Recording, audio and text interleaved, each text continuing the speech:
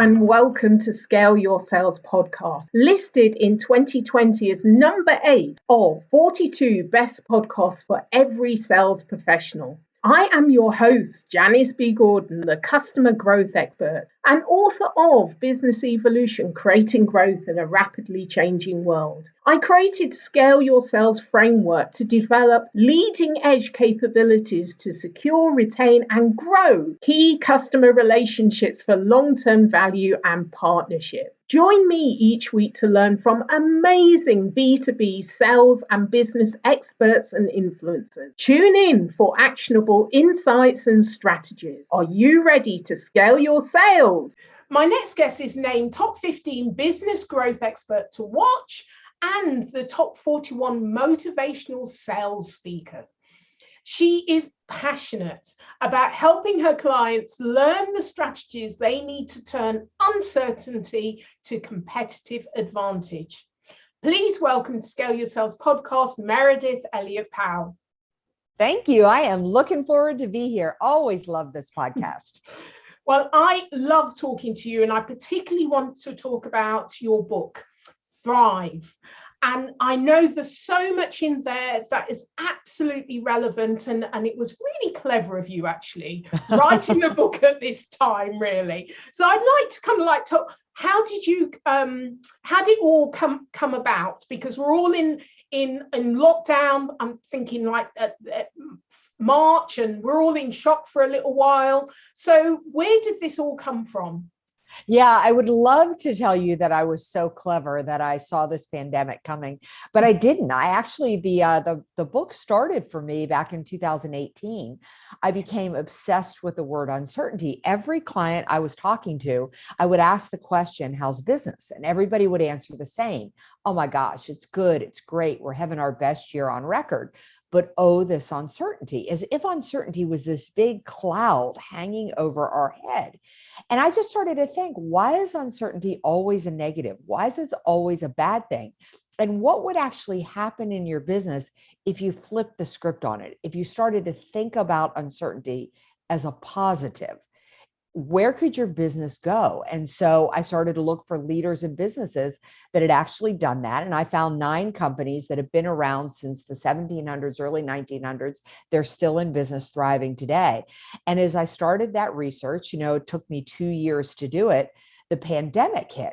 And my first thought was, oh gosh, this isn't good. And then all of a sudden I figured out they had come through the Spanish flu, like they had already survived a pandemic.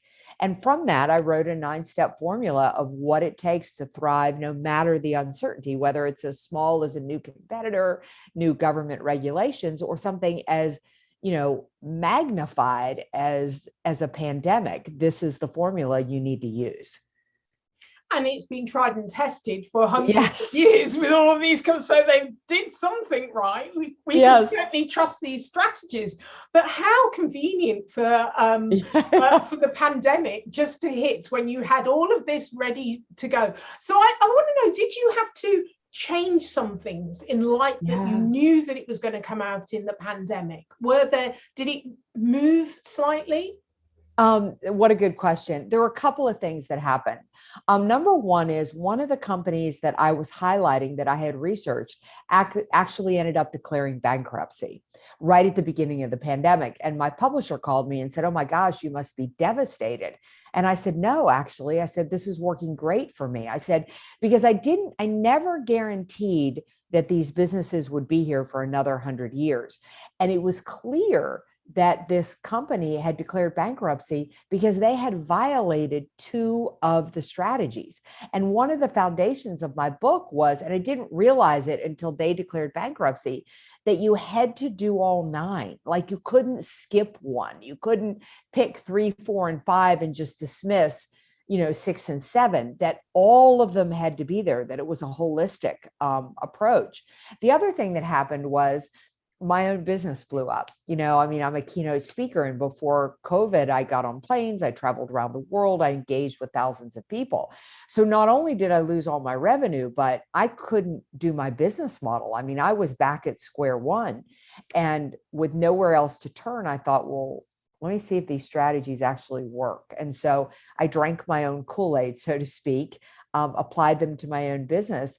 And within 3 months, I'd completely turned my business around, and I closed 2020 with a better year than I'd had in 2019. Wow. So let's talk about those 9 strategies. Can you just kind of list them? Because we're all here thinking, wow, what are these things? Besides the fact the book launches 22nd of June and we're all going to go out and buy it, but entice us with those 9 strategies. Absolutely. Now, there are 9 strategies.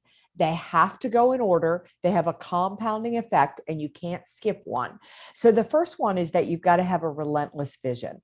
And what that means is it's more than just having a vision. A relentless vision means that you're focused on your vision all the time. Like if you came home with me right now, you got up with me in the morning, you would see I look nothing like I look on your podcast, but I read my relentless vision first thing in the morning. I read it again at lunchtime, and I read it again before I shut my office down at night. Why? Because as much as you need to be aware of the obstacles, if you're not focused on the vision, then you're going to be pulled into the obstacles and you're going to get stuck there.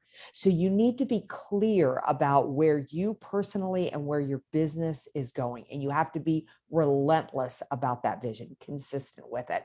So once you cast the vision and you have this positive point in your mind, see, your mind finds what it's focused on.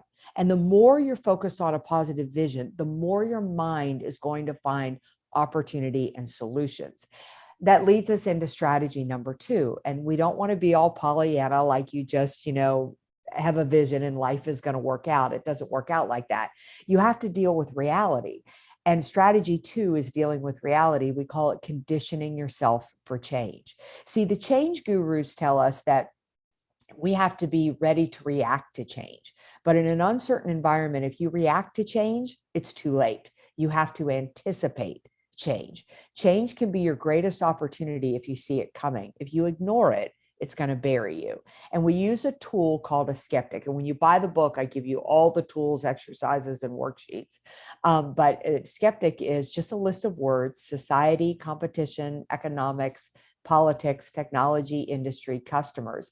And every 30 days, all I want you to do is brainstorm around those words. What do you see happening with society, competition, economics, politics?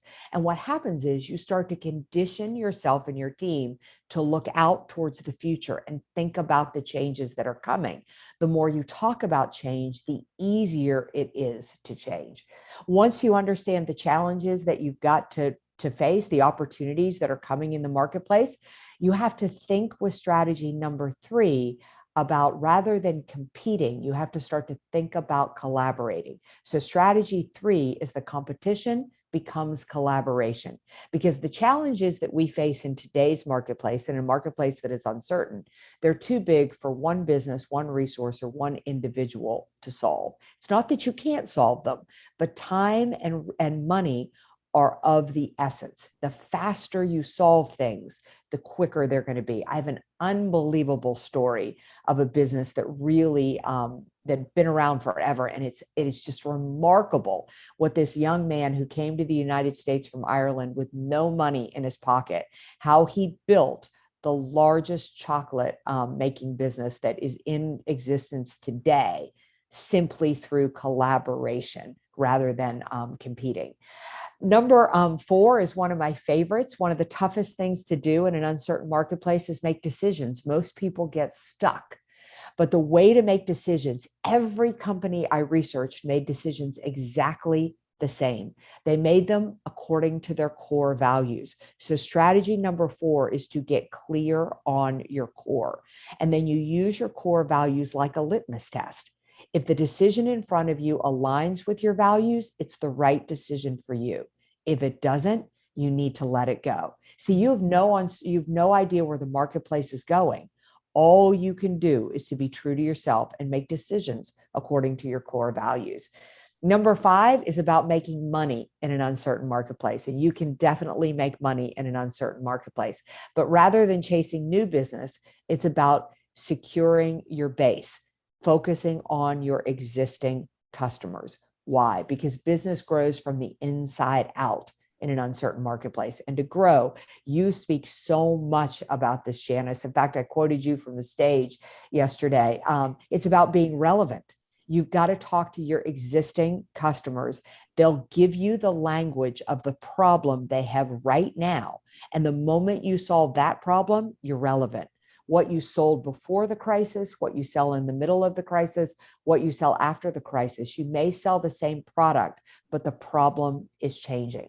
Number 6 is build your network. It will change your life. There's no problem, no challenge, no issue you have that somebody you're already connected to hasn't already solved that problem or knows somebody who can help you.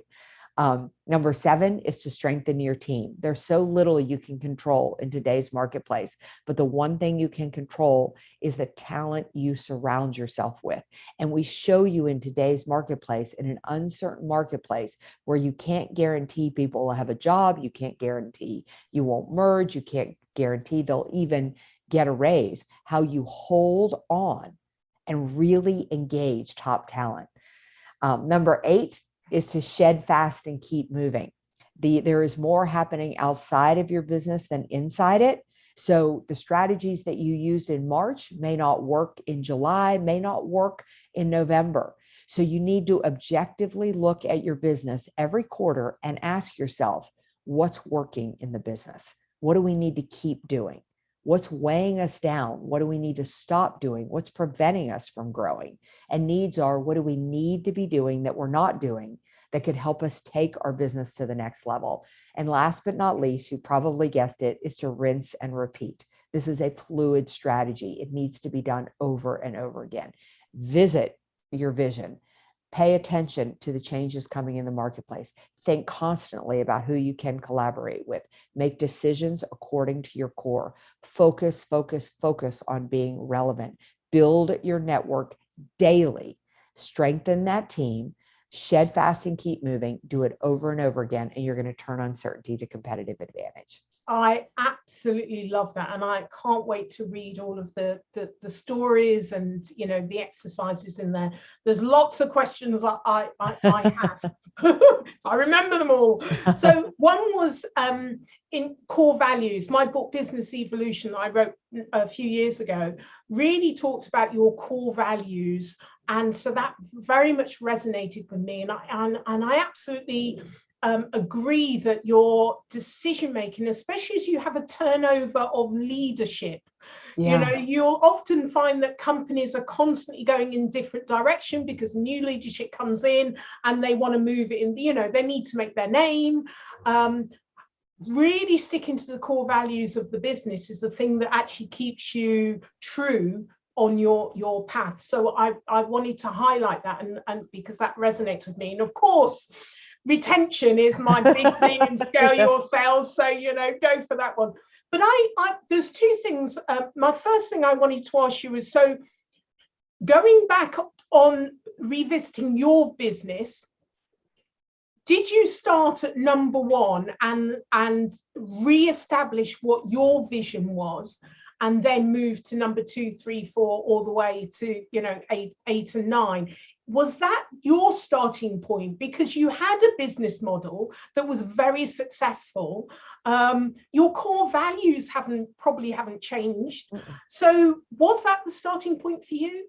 Yeah, it really was. I had never been relentless about my vision. I had a vision. And speaking of my core values, I'd never used them in every decision-making process. I'd never used them to think about technology I was buying. I'd never used them to think about customers I was acquiring. I'd never used them as a hiring process in my business. And so when I went back to, my vision and I looked at it, there's such a powerful story in the book about a group of kids who go whitewater rafting. And I'll just cut to the chase really fast on it. But it's the story of the rapids got really high, and the guide said you can only go on a trip if you sit through a safety talk. Most safety talks are 15, 20 minutes, but this one was 3 hours because these kids were really going to hit dangerous water. And she talked about the high water, the downed trees, and the rocks. But as much time as she spent focused on the obstacles, she spent 3 times as much focused on the calm water, where the raft needed to go. And she explained it like this. She said, when you're in uncertain, troubled waters. You need to be aware of the obstacles, but I need to focus you on the positive point, because if I focus you on the positive point, you'll be pulled like a magnet there. And when I wrote that story, it really had an impact on me. So I went back and I thought, I have a vision, but quite frankly, I'm not even sure I could quote it. And I'm not really sure it flushes out enough to really say what I really want to do, really like the impact I want to make, the money I want to make, the type of lifestyle I want to have. And when I just put that all on a note card, I really went back to number one, and it became the one thing I did first thing every morning, again at noon and again at the close of the day. And Janice, that right there, I mean, if people didn't take anything else from this podcast, that is powerful, because it just shifted my mindset and it made every other strategy so much easier. When you were talking, I was thinking I've got a vision board and I can actually see it there. And, all of the things on there still relate. But you did make me think I need to go back and re-ground it so I have a vision that I can quote in the morning, the afternoon. Yeah. I'm taking that one from you, because it's good. I'm a visual person, so I like to look at it, but I actually need a statement. I really need a statement I can grab hold of. So you've, and I'm sure lots of the listeners are going to do the same. So the other question I have, because so much I want to talk to you about, is the company. Without naming them, you said there was one or two things they didn't do. What were those one or two things? Oh, I'm so happy to tell you the one or two things, and I'm so happy to tell you the company. It was Brooks Brothers. And Brooks Brothers clothing, they just have a remarkable story. I mean, the amount of presidents in the United States that they dressed, distinguished leaders around the world, and they had just been this company that had been around since the 1800s and come through Civil War, Great Depression, World Wars type of things. But the two things they did not do was, number one is that they did not shed fast and keep moving. Is that as the pandemic really started to hit, because they were paying attention to stockholders instead of customers, they doubled down on a lot of their brick and mortar stores. And the brick and mortar stores, were just starting to evaporate. I contrast that with Rent the Runway, which is a company that does high-end clothing, designer clothing that people can rent. The moment the pandemic hit, they had a very successful store in New York, one in LA, but they saw the writing on the wall, and they had all this strategy to expand their brick and mortar across the country. They shut it down immediately and completely changed their business model. Brooks Brothers did not. They dug their heels in. But Janice, you're going to love this one. The biggest one they violated, the biggest, is that they weren't relevant. They didn't listen to their existing customers. In an effort to make stockholders happy, they started to really worry about the bottom line, and they went to cheaper clothing methods, and some of their core brands that had been their staples, that were the reason their most loyal customers stayed with them, they discontinued some of those, and they lost that base support. They lost that ear of the customer that had been talking to them for years to tell them what they needed to do to remain relevant in the marketplace, and they didn't listen. And it was those two things that put them under. Which is typical for a lot of businesses, yes, that listen to their shareholders and completely ignore their customers. And you can imagine in another scenario that if the company had spoken to their customers and said, look, we all know we're in a difficult situation, but we want to be there for you when this pandemic is over. What's your idea? What you can do? There'll be lots of customers that would not want Brooks Brothers to go, that would have invested, that would have done all of these things because of that legacy and heritage, and their fathers purchased suits from them and everything. Oh, what a waste! What a waste! Yeah, it really is a waste. But I got to tell you, not that Brooks Brothers declared bankruptcy, that did not excite me, but it excited me because I really didn't want the book to be about the fact that these powerhouse companies had survived, I want it to be about the formula, and that the formula works for any business, but you can't walk away from a piece of it. It's got to be every piece of the formula. Every piece matters. Yeah. Yeah, and I can definitely see how in the order as well, how it's all interrelated, which I absolutely love. So, I think we've given the listeners enough that they're going to go out and get this book, because they want all of the stories and exercises, and I can't wait to go through it, and I will definitely be giving it a review. Thank you. I want to ask you about diversity, and I always ask people about this, because we want to make sure that we're talking more and more about diversity in sales. So what is your view? How has it progressed? What more can we do? What's your thoughts? Yeah, what a great question. So, you've got to remember that I came up at a time that that every sales team I joined, I was the only woman. And at the time, I was the only young person. I mean, diversity was just not anything that anybody was thinking about. And sales was just not a business that a lot of minorities really went into at the time. I'm not really sure why. So there's a couple of things. Number one is, I think we are so much further along than we have ever been. I mean, now as I consult and I work with sales teams, companies are starting to be mindful that they not only need to be diverse because it's the right thing to do, but they need to be diverse because if you want to sell effectively, you have to look like your customer base. If you don't look like your customer base, you're really going to be in trouble. But I think there's a lot more that we can do. And where the biggest work I think needs to be done is, I think that most sales training programs still speak to what we think of as the traditional salesperson. It's the white male. And I know coming up through I had a lot of, I certainly never had a problem being the only woman on a sales team. Men were very supportive of me. They really wanted me there, but how they sold was different than me. There were rooms in the country club I couldn't get into.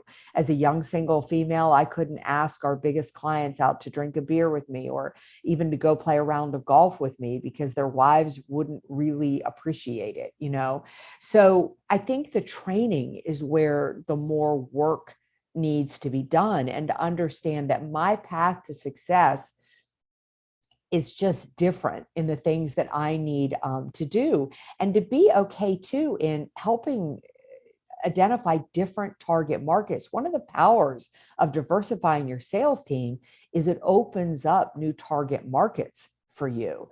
And so often when I work with businesses, they're still too stale in thinking about that target market, rather than really looking at their sales team and saying, if we diversify, who could we appeal to? Who could we attract? And who could we connect to? So I feel like we're doing a good job of saying, who do we need on the team?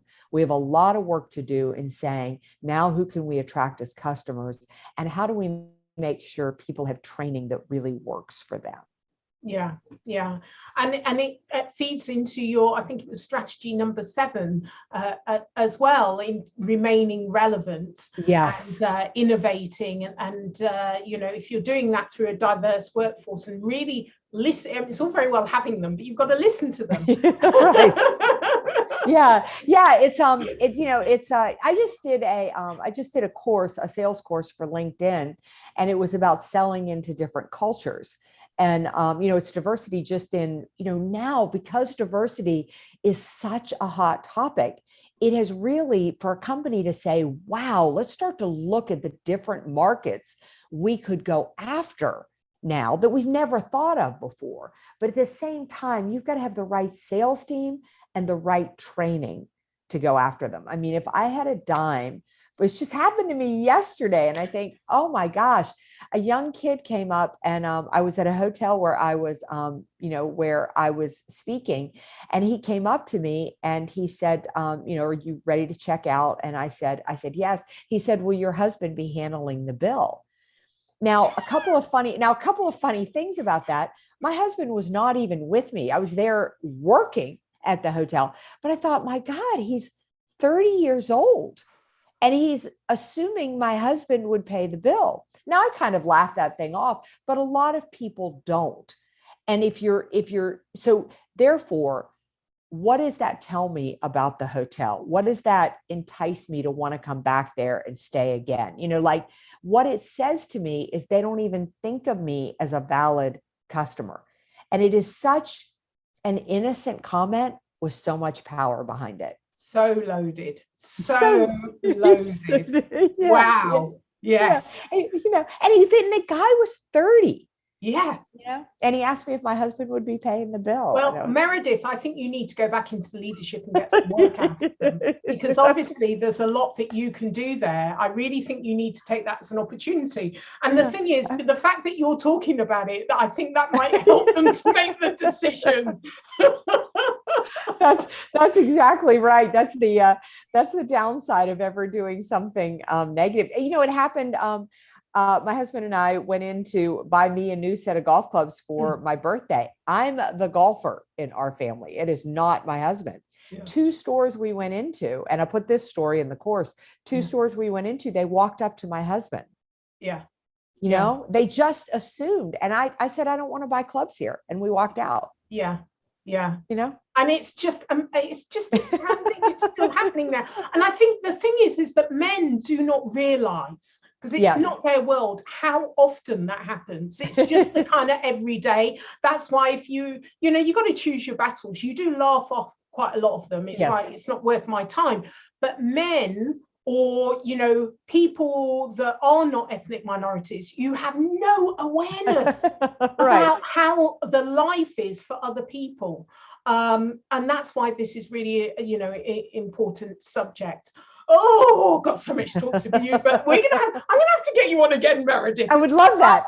Our job is never over, is it? That's right. We can have a whole big conversation, about this, because it's such an important. And what I want companies to understand is it is an important subject.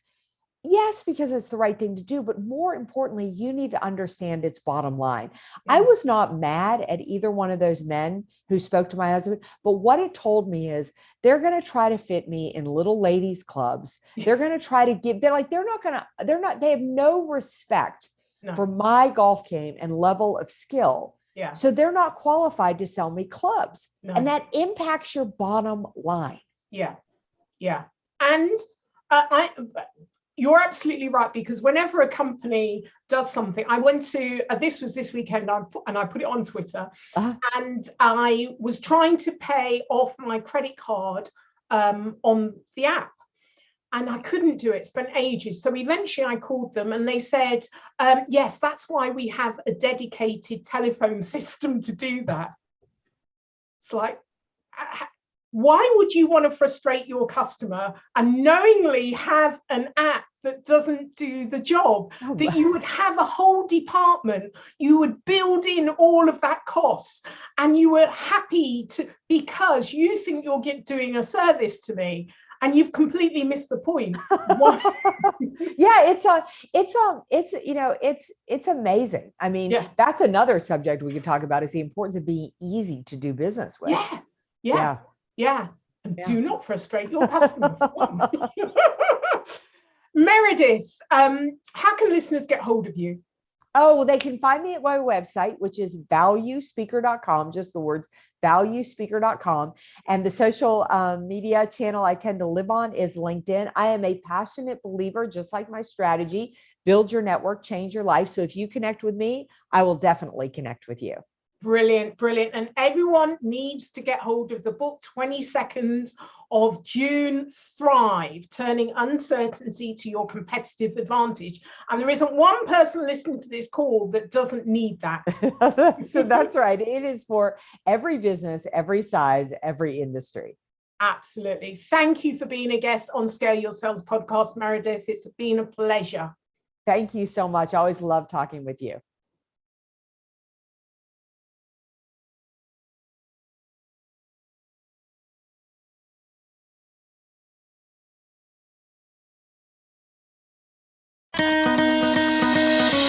Thank you for joining me on this episode of Scale Your Sales. Feel free to connect with me on LinkedIn or Twitter, Janice B. Gordon, to comment and share. I'd love it if you would leave a review on ratethispodcast.com/scaleyoursales. Please subscribe for more weekly expert insights to scale your sales.